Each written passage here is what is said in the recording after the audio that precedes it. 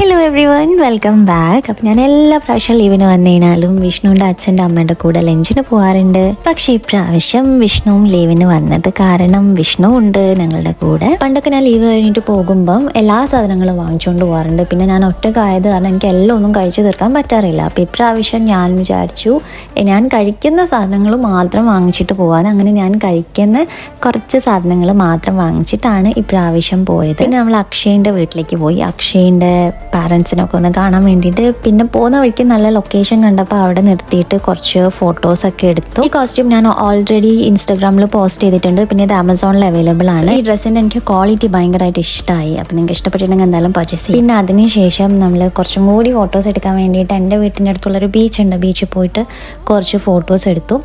പിന്നെ അന്ന് നല്ല വെതറായിരുന്നു കേട്ടോ. പിന്നെ അങ്ങനെ ഈവനിങ് ടീ ഒക്കെ കുടിച്ചിട്ട് ഡേ വൈൻഡപ്പ് ചെയ്തു. അത്രയേ ഉള്ളൂ. Thank you so much.